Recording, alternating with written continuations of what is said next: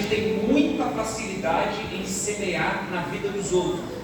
A gente tem muita facilidade em abençoar a vida dos outros. Mas às vezes a gente tem tem muita dificuldade em semear no nosso próprio campo, em abençoar a nossa própria família.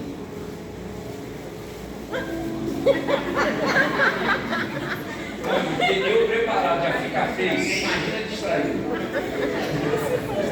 Desculpa, tá?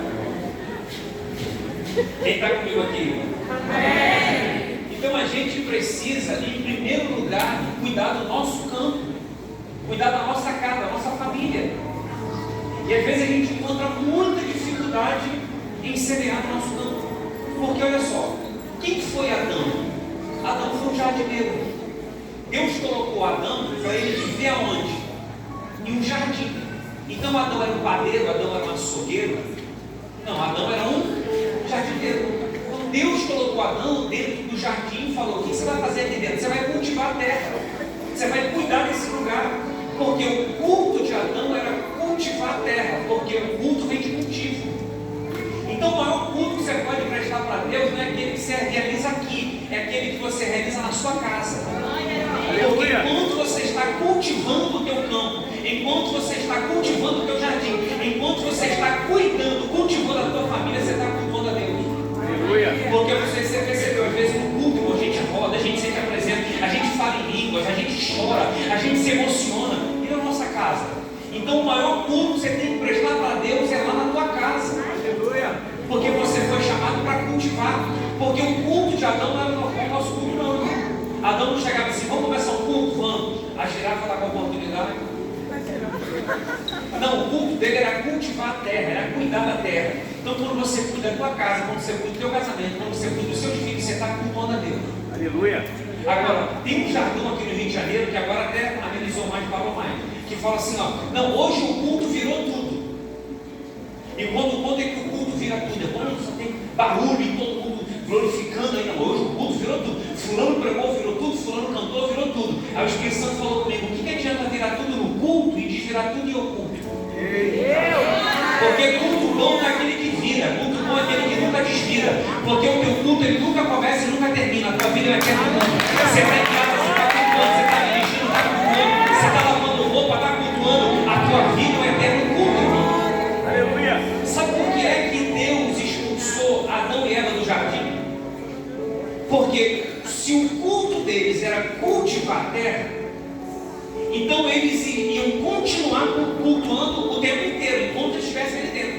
Então Deus achou por bem tirá-los de dentro daquele ambiente, senão eles iam continuar cultuando. É o que você está querendo dizer com isso? Quando Adão pecou, ele percebeu que Eva estava nua, e Eva percebeu que ele também estava nua. Por que é que eles perceberam que estavam nus? Porque eles perderam a pureza. Porque o reino de Deus pertence a quem? Às crianças. E por que é que eles viviam dentro de um ambiente de reino? Por que é que aquele jardim era céu na terra? Porque eles eram como crianças. Eles andavam nus, não sentiam vergonha. Depois que eles pecaram, agora eles começaram a ter nudez um do outro, porque eles perderam a pureza, deixaram de ser criança. E quando você deixa de ser criança, Deus te tira dentro do ambiente de reino, porque só pode ver dentro do ambiente de reino quem se fez como criança. Eles são expulsos por quê? Porque quando Adão peca, ele tem uma ideia extraordinária. Presta atenção aqui, olha só. Ele tem uma ideia extraordinária. Ele fala: vou fazer um avental para mim e para você, Eva, com folha de figueira. Porque avental só está para frente, sim ou não? Então no original ele fez um avental. Avental, se você já usou, você percebe que só está para frente, não está para trás. Então tem um monte de gente assim: pela frente é uma coisa, mas por trás é outra. Porque às vezes fora de casa é uma coisa, mas dentro de casa é outra. Se a gente fosse dentro de casa, o que a gente é fora, irmão. Aí Deus tem que expulsar Adão de lá, porque Adão ia continuar cultuando com o pecado escondido. E o ambiente de reino não foi feito para esconder pecado. Pecado não foi feito para ser escondido, pecado foi feito para ser confessado e deixado. Que aí o Senhor cansa. Aleluia! Porque é que Deus expulsou os cambistas do templo? Pelo mesmo motivo que ele expulsou Adão e Eva do jardim. Porque antigamente o pecado era por expiação. Para você ter perdão dos pecados, o que você tinha que fazer? Você tinha que levar um animal para a igreja para sacrificar pelo teu pecado. E esse animal ou era levado para a igreja de casa ou comprado em algum lugar. Aí você pensa: a pessoa saía de casa, aí ia para a igreja, cometeu um pecado, tinha que levar um cordeiro, aí levava o cordeiro para a igreja, chegava lá e entregava o sacerdote sacrificava. Se a pessoa, para ter perdão do pecado dela, tinha que sacrificar uma pombinha, então ela pegava a pombinha em casa, ou comprava em algum lugar e levava para a igreja, entregava o sacerdote, mandava o sacerdote sacrificar pelo pecado dela. Aí os sacerdotes, junto com os cambitos, tiveram uma ideia extraordinária: vamos vender na igreja. Você não precisa trazer de casa, olha o cômodo, você sai da tua casa carregando um animal. Você não precisa comprar em algum lugar, compra aqui na igreja. E qual é o problema? O problema é que quando a pessoa saía de casa para ir para a igreja com o animal, aquele animal identificava o pecado que ela tinha cometido. Então a pessoa ia na lei e olhava qual é o animal que tem que sacrificar para esse pecado. É um cordeiro? Não, se ele está trazendo um cordeiro, então qual é o pecado que ele cometeu? Aqui, ó, cobiçou a mulher do próximo. Ele está trazendo a pombinha, olhava na lei, qual é o pecado que para ter perdão tem que sacrificar uma pombinha? Olha lá, ó, viu o site educativo. Então o pecado dele era identificado. E Deus não tem problema com o teu pecado. Se você pecou, você tem que se apresentar diante dele e pedir perdão. Nós é que temos problema com o nosso pecado. Eu sou de uma época, irmão, na Assembleia de Deus, que para você cear, você tinha que fazer uma fila para confessar o seu pecado. Aí a pessoa chegava no altar e falava: olha, irmão, eu queria pedir perdão porque eu queria cear, porque eu xinguei palavrão. Aí o pastor: e ela está perdoada? O irmão está perdoado, não pode cear. 3 meses depois a irmã recebeu o culto para cantar, os irmãos ficavam lá: xingou, agora quer cantar. Nossa. Deus já perdoou um tempão, tá entendendo? Aí os caras chegavam na igreja, não precisavam identificar o pecado dele. Chegavam para o cambista e falavam assim: paz, irmão, me dá um ovelha rápido, deixa ninguém ver no rápido, e entregava para o sacerdote. Ninguém precisa saber o pecado que ele tinha cometido. Aí Jesus expulsou isso do tempo. Porque às vezes a gente está vivendo dentro do campo, dentro do nosso campo de aparência. E Jesus te trouxe aqui hoje para dizer que você vai começar a semear uma boa semente no teu campo. Então, alguém entendeu que eu comecei a pregar aqui, irmão? Ó, irmão, tem um verso, um jargão, uma frase que era para ser um verso bíblico, que diz assim, ó: casa de ferreiro. Tu até sabe, era para ser Mateus 7:21, não? Casa de ferreiro. Então, irmão, se você tem que cuidar de algum campo, você tem que cuidar do teu campo, da tua casa, da tua família, em primeiro lugar. Então, você já viu aquele irmão que às vezes ele é pedreiro? Ele é o quê, irmão? Pedreiro. Mas ainda tem que trocar azulejo, não troca da cozinha? E Deus está falando: eu vim para entregar tudo, irmão. Eu vim trazer espada. Irmão, em nome de Jesus, troca lá. Você troca de tantas casas. Não, porque lá as pessoas pagam. Não, em nome de Deus, você vai trocar da tua casa. Aí o cara pinta a casa de todo mundo, mas a dele não pinta. Em nome de Deus, a sua casa vai ser pintada. Eu sinto hoje.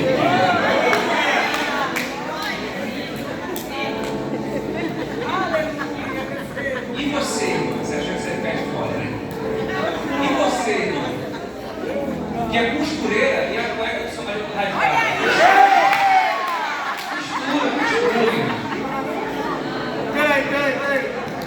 Irmão, você que é manicure e seu marido parece unha de gavião.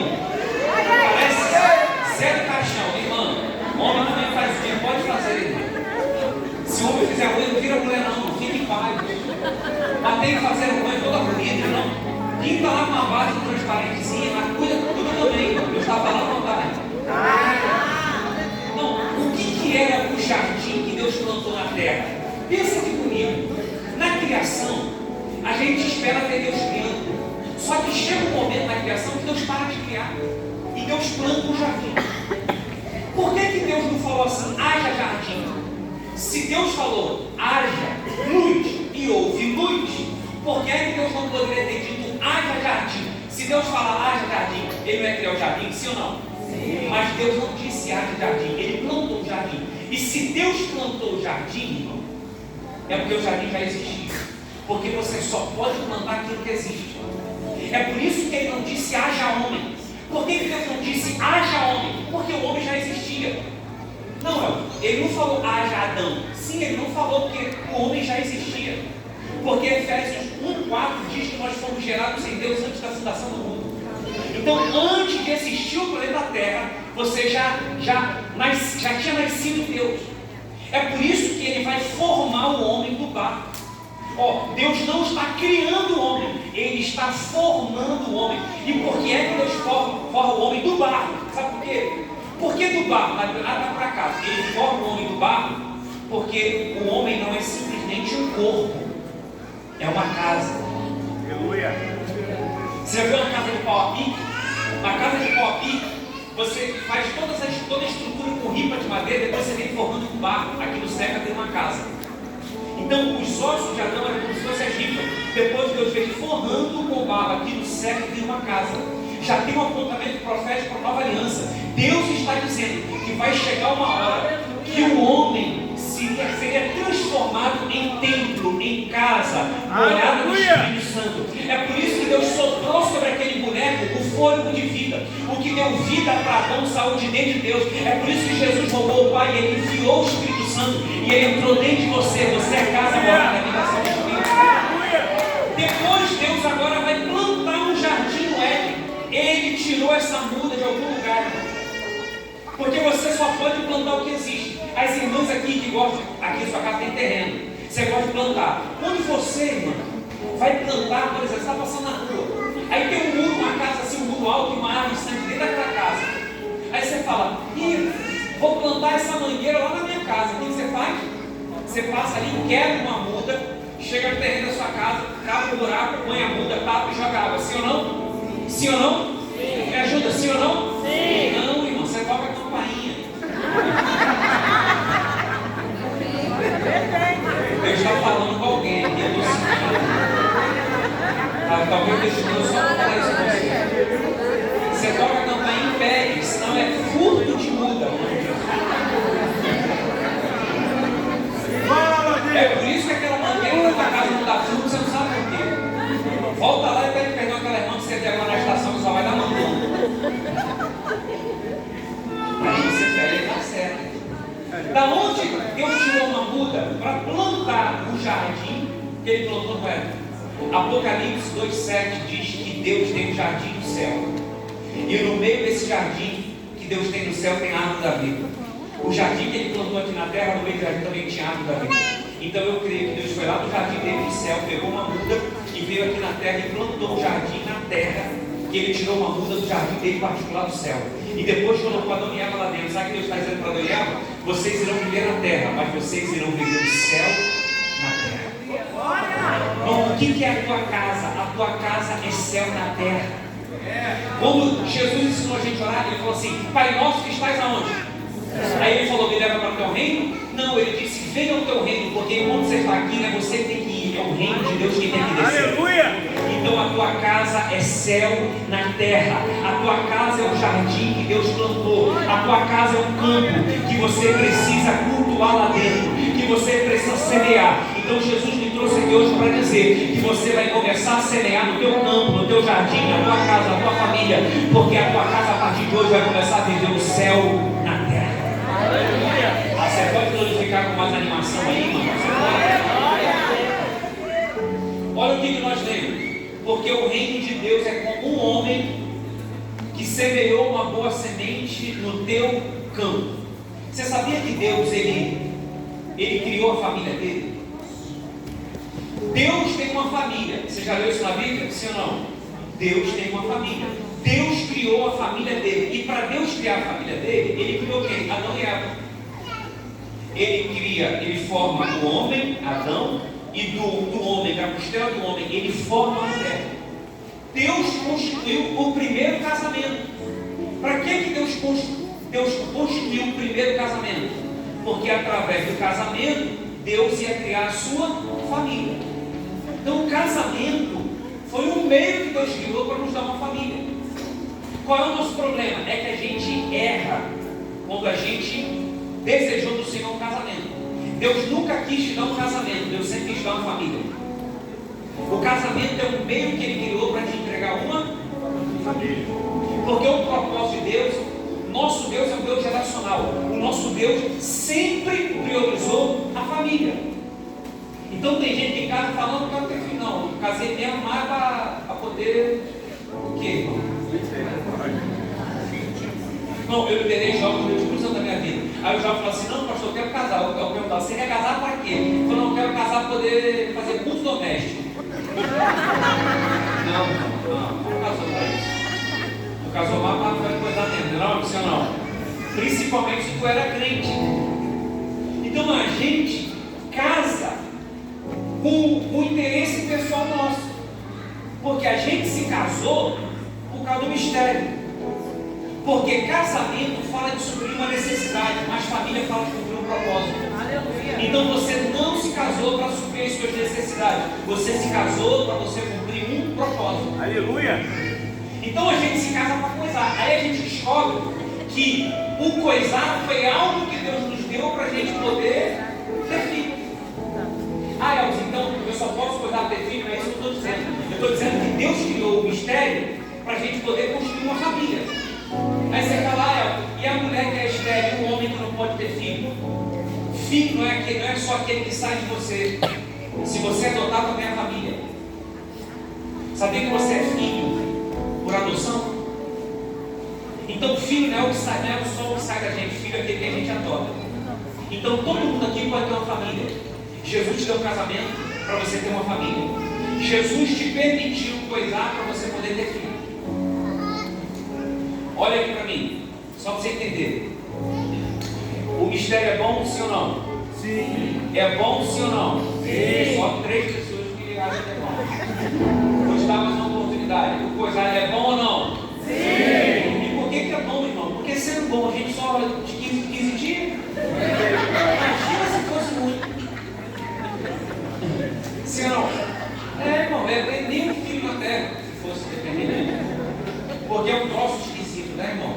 Mas é mistério. Sabe por quê? Porque o mistério, irmão, ele é profético.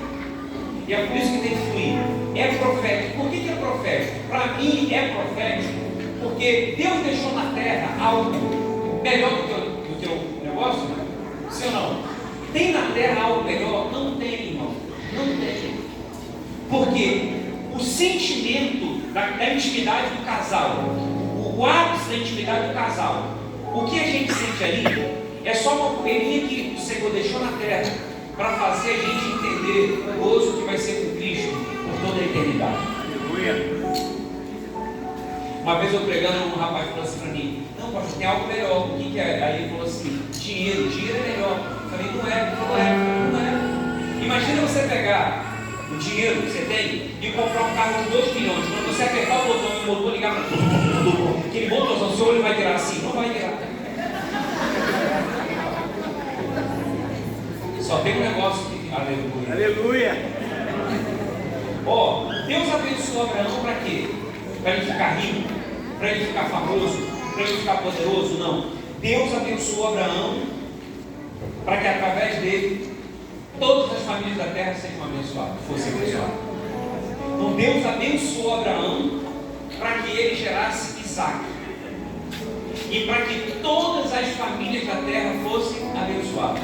Então o casamento tem um propósito. E esse propósito é cumprido quando você cuida da tua casa, quando você cuida do teu campo. Então olhe para alguém e pergunta: você está entendendo? Pergunta para ele: você está entendendo? Agora olha aqui para mim. Deus, ele forma o homem, forma Adão. E o que é que Deus coloca em Adão? Deus colocou em Adão a imagem e semelhança dele. Então preste atenção nisso. Abre o seu coração e deixa o Espírito Santo ministrar o seu coração. Olha só. Deus colocou em Adão a imagem dele. O Deus Pai está colocando a imagem dele em Abraão. Ou melhor, em Adão. Aí agora Adão vai ter o seu filho, Caim. O que Deus queria? Que todas as vezes que Caim olhasse para Adão, ele enxergasse a imagem do Deus Pai. Então preste atenção nisso. Quando Caim olhasse para Adão, era para ele enxergar a imagem do Deus Pai dele. Então você não tem que pegar o teu filho e fazer o teu filho conhecer o Deus Pai. Você tem que pegar o teu filho e fazer o teu filho conhecer você. Porque se você tiver a imagem de Deus Pai, quando o seu filho olhar para você, o seu filho vai olhar não apenas você, mas vai olhar a imagem de Deus Pai em você. Porque a gente quer pegar os nossos filhos e apresentar os nossos filhos Pai, mas você tem que pegar o teu filho e apresentar você para ele. Porque antes do teu filho conhecer o Deus Pai, ele tem que conhecer primeiro o Pai dele. Porque não adianta você apresentar para o teu filho um Deus Pai que não mudou o Pai dele. Não adianta você mostrar a imagem do Deus Pai que não está refletindo no Pai dele. Vocês estão entendendo isso? É por isso que Jesus falou assim: eu sou o caminho. Ninguém vai ao Pai se não for por mim. Ele falou isso? Não, ele disse: ninguém vem ao Pai. Porque o seu filho, para chegar ao Pai, ele tem que passar por você. Porque a gente quer que os nossos filhos tenham uma experiência com Deus Pai. Mas antes dos teus filhos terem uma experiência com Deus Pai, tem que ter uma experiência com você. Porque um dia alguém chegou para Jesus e falou assim: Jesus, mostra-nos o Pai. Aí Jesus falou assim: quem vê a mim, vê a quem? Aleluia. Quando o seu filho olhar para você, ele tem que ver o Deus Pai. Aleluia. Tem alguém entendendo o que eu estou pregando aqui, irmão? Aleluia. Quando os teus... Olha só, fique de pé aqui rapidinho. Rapidinho, fique de pé aí. De pé, isso. Aí estica o teu braço assim, ó. Estica o teu braço assim. Quando eu pedir para você fazer um negócio, você faz na hora, tá bom? Ó, coloca a tua mão na tua nuca.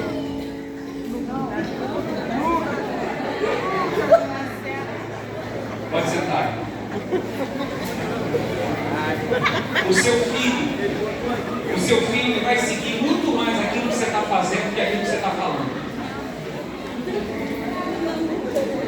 Então não adianta você falar para ele: você tem que servir a Deus, você tem que glorificar a Deus, você tem que ser obediente a Deus, você tem. Mas o teu filho está vendo você fazer isso dentro de casa. Porque quando Adão pecou, Adão tentou esconder o pecado do Fred Figueira, mas não adianta esconder o pecado. Porque a dificuldade ali não é esconder o pecado, é esconder o espinho e a erva daninha. Porque o filho vai olhar para a terra e vai ver que a terra está produzindo espinhos e ervas daninhas. E ele vai saber que essa terra está produzindo espinhos e ervas daninhas porque o pai pecou. Então não adianta esconder o pecado, porque o que você faz em oculto vai revelar. O que você faz em oculto vai revelar aquilo que é visível. Agora você imagina Adão lá no meio das árvores, escondido, com folha de figueira colada no corpo. Os filhos olhando de longe, falando assim: nossa, meu pai está tão envolvido com o chamado dele, que tem até folha colada no corpo. De tão envolvido que ele está no chamado dele. Mas não adianta, não é o que os nossos filhos estão vendo, é o que está sendo refletido no mundo espiritual dentro desse campo, dentro desse ambiente. Então diga: eu preciso semear uma boa semente na minha terra. Quem está entendendo aqui, diga: eu estou entendendo. Olha só, quando Adão peca, Caim agora olha para o pai dele, para Adão, e não vê mais a imagem do pai. Ele não consegue mais enxergar no pai dele a imagem do Deus Pai. Aí o que Caim vai fazer? Caim vai matar Abel. O irmão vai matar o seu próprio irmão. Porque quando o seu filho não vê em você a imagem de Deus Pai, dificilmente ele vai escolher o caminho da vida. Ele vai escolher o caminho de morte. Porque sabe quem são seus filhos? Seus filhos são sementes.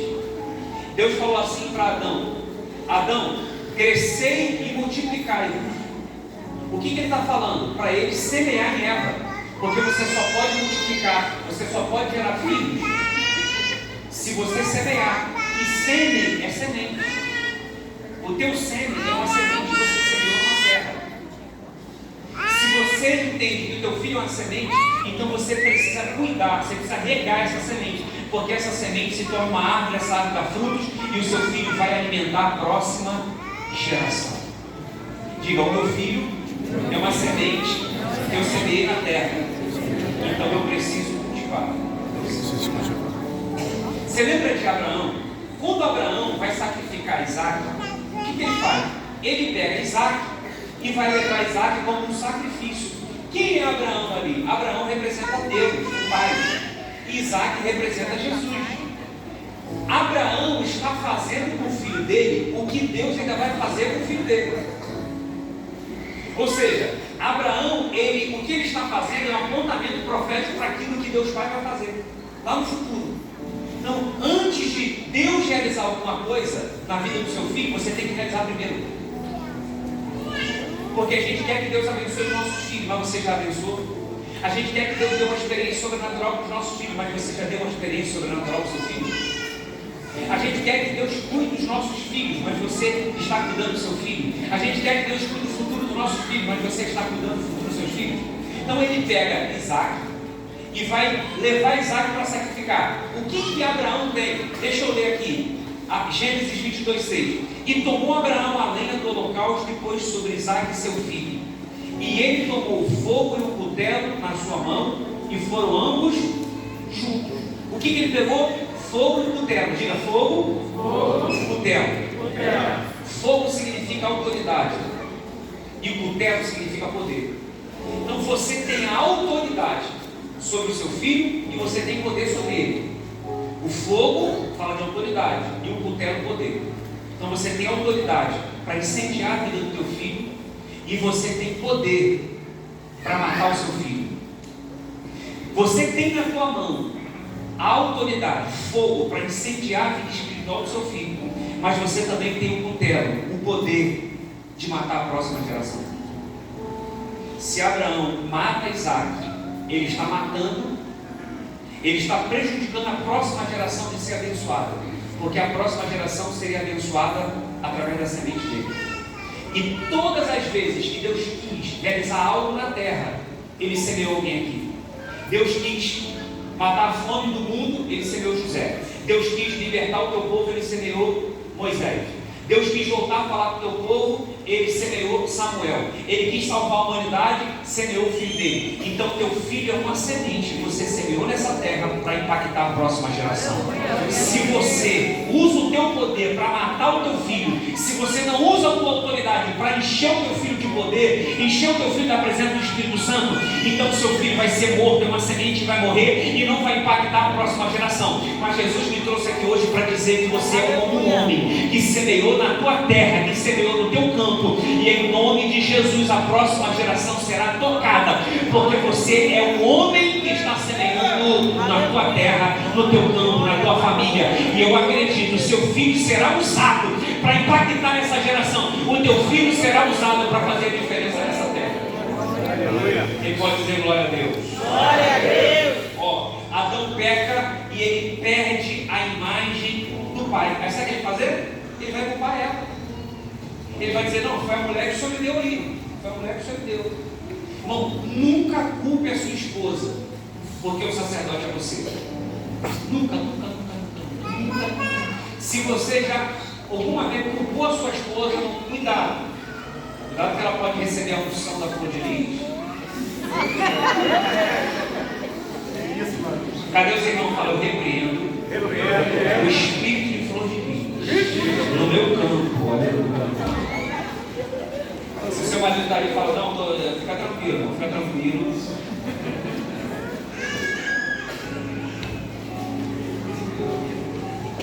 Deixa eu dizer para você, sabia que o casamento é mais difícil para o homem do que para a mulher? Desculpa essa irmã. É porque a mulher tem que ser submissa ao marido como ao Senhor. Olha só, você não está nem se submetendo ao seu marido não, você está se submetendo ao Senhor. Porque sabe o que o Senhor falou? Que a mulher tem que ser submissa ao marido como ao Senhor? Porque o homem não merece a submissão da mulher. Aí você fala assim, mas meu marido não merece. Justamente, quando você honra o teu marido, você está honrando o Senhor. E quando você está honrando o Senhor, ele vai honrar o teu marido. Você está entendendo isso? Agora o marido tem que ser capaz de morrer pela mulher. A Bíblia diz que a mulher tem que morrer, mas diz que o homem tem que morrer.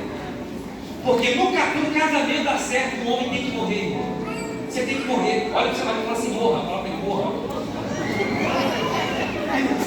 Tem, irmão, tem que morrer.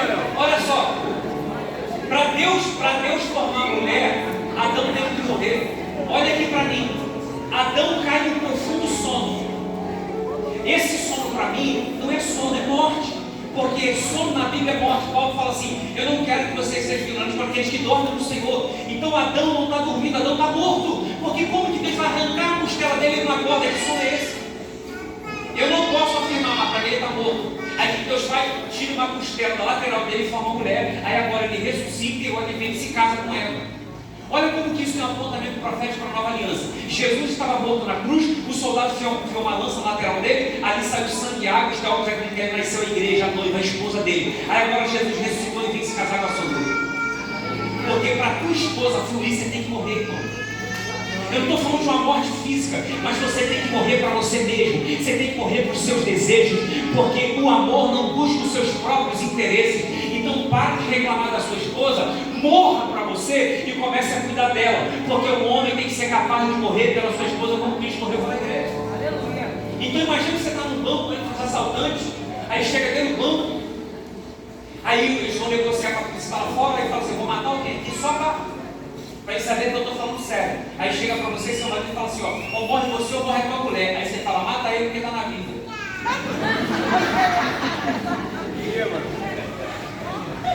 Não é Bíblia? Não, olha só, uma vez para me contar na história, que é o seguinte, lá no interior, olha, não está até indo embora, eu estava brincando.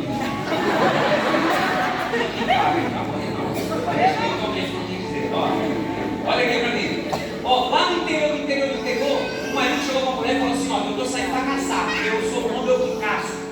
Prepara a lenha aí que eu vou trazer a caça. Aí ele saiu para caçar, aí tinha uma cozinha assim, perto de um lado, que ela cortava a lenha ali, né? Ela pegou o machado dele, o machado da linha dele, aí começou a cortar a lenha. O machado voou da mão dela e caiu dentro do rio, dentro do lago, ela afundou o machado. Aí ela falou, meu Deus do céu, o único machado que a gente tem, Senhor, eu não tenho dinheiro para comprar outro, Senhor, me ajuda, Senhor, meu machado. Aí o Senhor apareceu para ela e falou, o que houve, minha serva? Ela falou, meu machado caiu aí, e o único machado que a gente tem, não tem dinheiro para comprar outro, é o único machado que tem para cortar a lenha. O Senhor falou, calma, minha serva. Aí o Senhor mergulhou dentro do lago.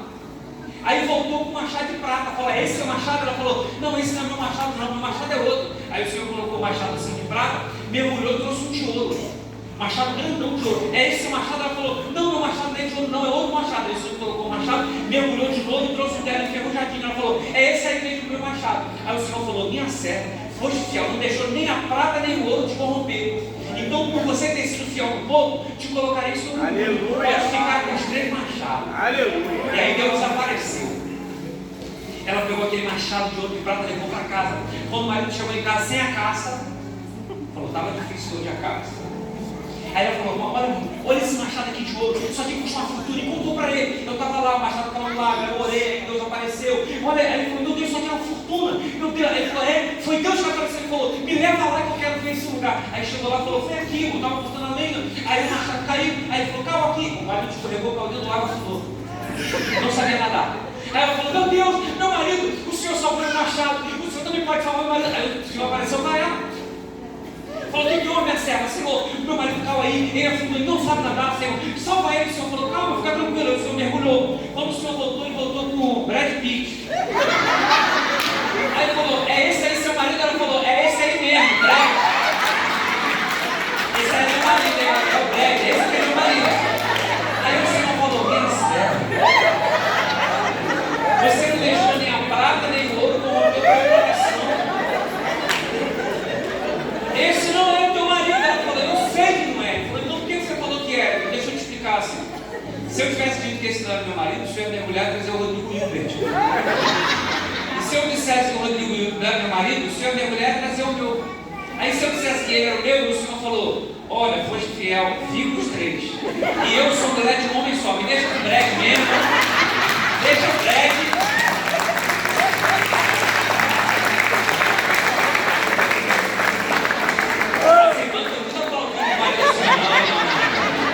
Teve um baixar a mão da mulher, não aprova isso não. Isso aí não merecia, né, já.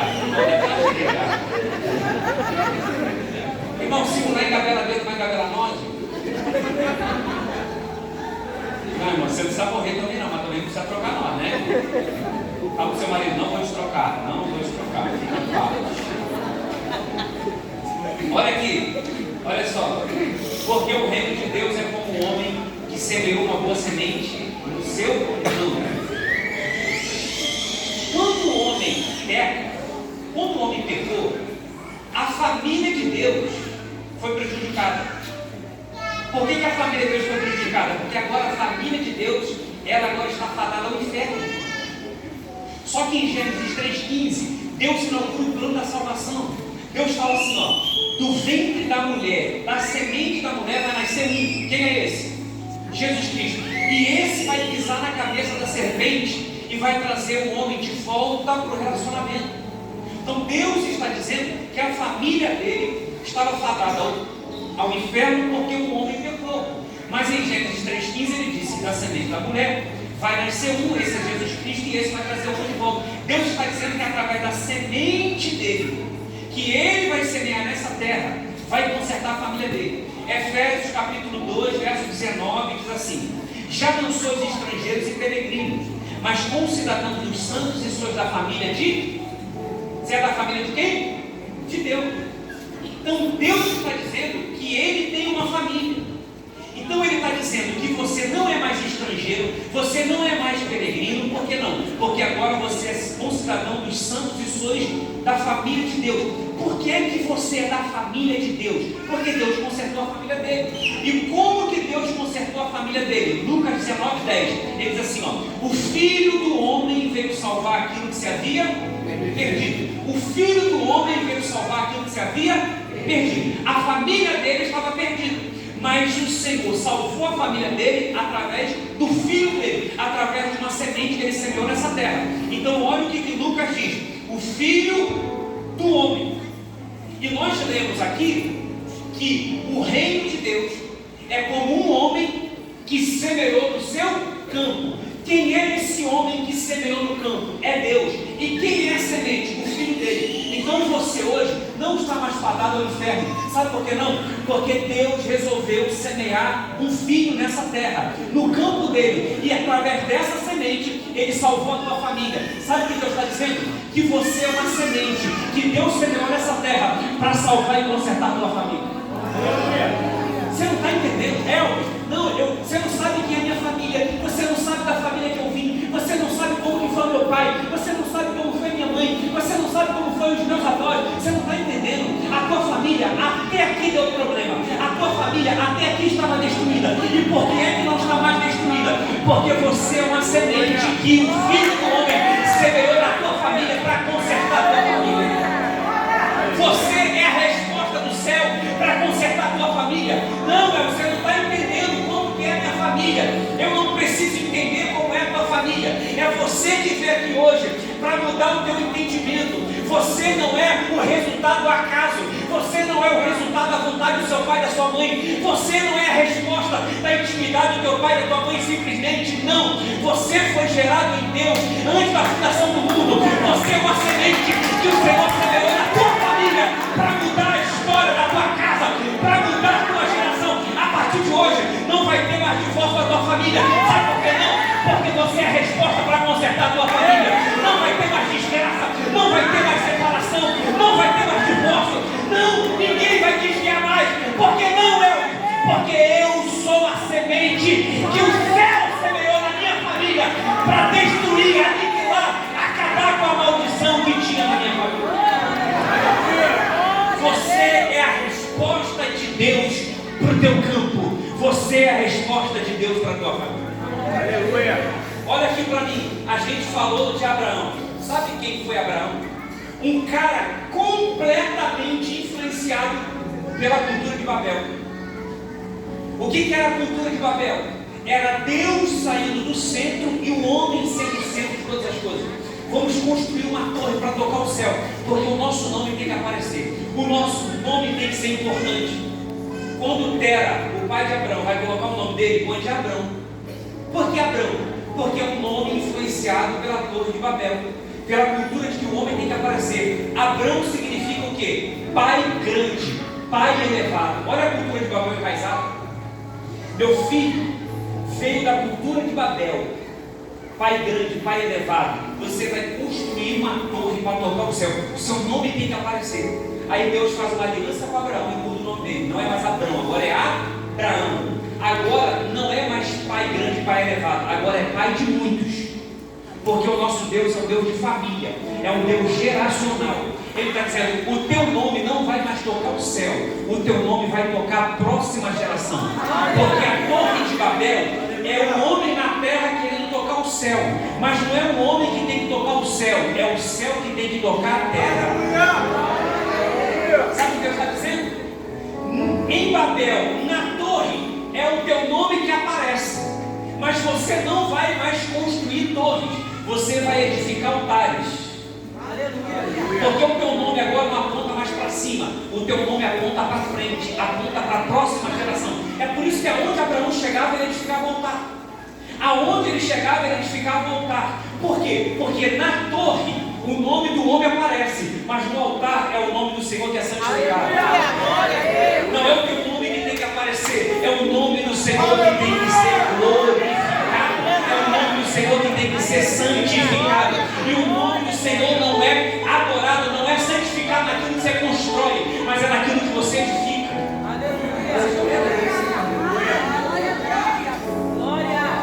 Agora o teu nome vai tocar a próxima geração, e em você todas as famílias da terra serão abençoadas.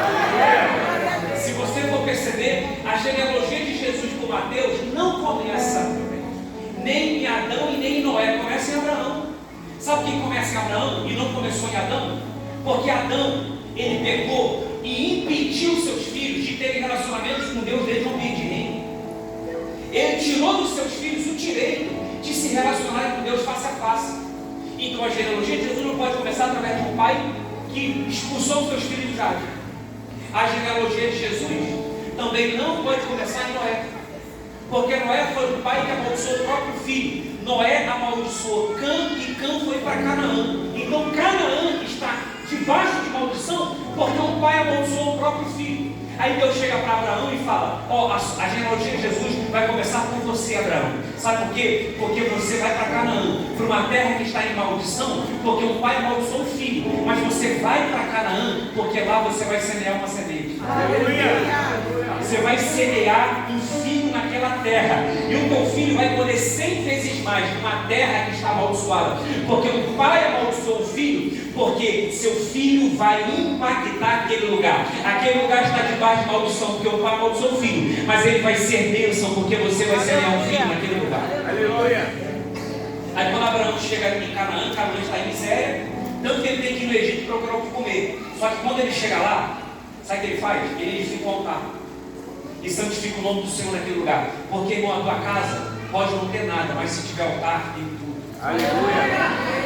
Porque a terra não vai estar em miséria, mas se você santificar o nome do Senhor, a terra vai ter que arrumar um jeito, ela vai ter que arrumar uma forma de produzir. Porque aonde tem altar e o nome do Senhor é santificado, a prosperidade vem, a resposta vem, a janela do céu se abre. Jesus vai começar a trazer resposta para a tua casa, e eu profetizo: vai aparecer dinheiro para você levar a tua esposa.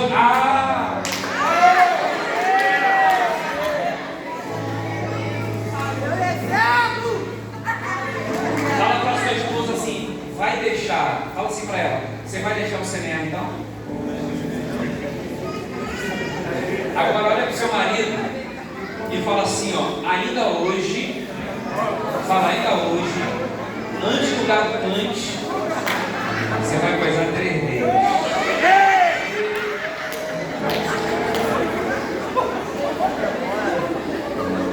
Olha aqui para mim, eu já vou terminar.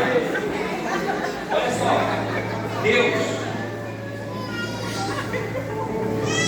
Deus chegou para Abraão e falou assim: Abraão, sai da casa do teu pai, deixa a casa do teu pai para uma terra que eu te mostrarei. Irmão, como que ele vai deixar a casa do pai dele se o pai dele estava morto? A Bíblia diz em Atos 7,4, no discurso de Estevão diz o seguinte: que quando Deus mandou Abraão sair da casa dele, o pai dele já estava morto. Então ele não era para dizer, Deus não era para dizer: sai da casa do teu pai. Se o pai dele está morto, a casa não é mais do pai, é a casa do filho, porque o filho é herdeiro. Então ele era para ter dito: sai da tua casa e vai para a terra que eu te mostrarei. Então quando ele diz: sai da casa do teu pai, que a casa não é mais do pai, que o pai estava morto, na verdade ele está falando de estrutura, ele está falando de exemplo. Ele está dizendo: deixa o exemplo do teu pai. Porque quem era para ir para Canaã era a terra, o pai dele. Deus falou para a terra: sai daí dos caldeus e vai para a terra que eu te mostrarei. Então ele era para ter levado a família dele para Canaã, mas ele parou em Arã e ficou ali até morrer. Deus está dizendo para Abraão: olha só, o teu lugar não é em Arã, o teu lugar é em Canaã. Sabe o que você está lá? Você já era para estar lá há muito tempo. A tua família já era para estar vivendo isso há muito tempo. Sabe o que você está vivendo? Porque o teu pai parou aqui. Porque o teu pai não obedeceu o que eu mandei ele fazer. Seu pai não foi para a terra que eu mandei ele ir. Então sai do exemplo do teu pai, porque o teu pai não conseguiu chegar onde eu mandei ele chegar, mas você vai chegar. Então o Senhor está dizendo, não importa o que teu pai fez, não importa como os seus antepassados viveram, Ele está dizendo, deixa a casa do teu pai, deixa o exemplo do teu pai. O meu pai foi um péssimo pai, mas você vai ser um excelente pai. O meu pai traía minha mãe, mas você não vai trair a tua mulher. Meu pai agredia minha mãe que estava com ela, mas você não vai fazer isso. Deixa a casa do seu pai, em nome de Jesus. Cuide da tua casa, cuide do teu campo, cuide do teu jardim, porque em você essa maldição quebra, em você essa maldição é cessada, porque Ele te chamou para ser o jardineiro do teu campo, do teu jardim. É isso que Deus está falando, irmão. Na terapia sistêmica existe uma palavra chamada diferenciação. O que é diferenciação? Bowen, que é o pai da terapia sistêmica, diz assim, ó, a saúde mental do indivíduo está associada ao grau de diferenciação que esse é capaz de estabelecer em relação à sua própria família. O que significa dizer? Diferenciação significa olhar para a minha família de origem, para os meus pais e entender, eu vim daqui, eles me trouxeram até aqui, mas não importa o que a minha família me fez, não importa como minha família viveu, eu vou me diferenciar, vou me tornar autônomo e vou viver uma vida extraordinária. Porque não dá para eu ser refém daquilo que eu vivi na minha família de origem. Não dá para eu usar isso como, sabe, um motivo para eu me vitimizar. Não. Eu me diferencio deles, do exemplo deles, do que eles fizeram, me torno autônomo e vou começar a fazer diferente. Vocês estão entendendo isso? Quem está entendendo o que eu preguei aqui, irmão? Abraão cuidou do próprio campo dele. Abraão foi um cara tão extraordinário que um dia Jacó, o neto dele, teve um sonho. Aí ele viu uma escada que tocava do céu à terra. Os anjos subiam e desciam. E ele falou assim, verdadeiramente isso aqui é a porta do céu. Sabe por que Jacó está tendo essa experiência com Deus? Porque Abraão, o avô dele, edificou um altar naquele lugar. Sabe o que o Senhor está dizendo? Se você começar a edificar altares, se você começar a cuidar do teu campo, do teu jardim, Deus não vai tocar perto dos seus filhos, mas Ele vai tocar os seus netos. Os seus netos terão experiências sobrenaturais, porque você resolveu edificar um altar, você resolveu semear na tua casa, no teu campo, no teu jardim. Fique de pé em nome de Jesus.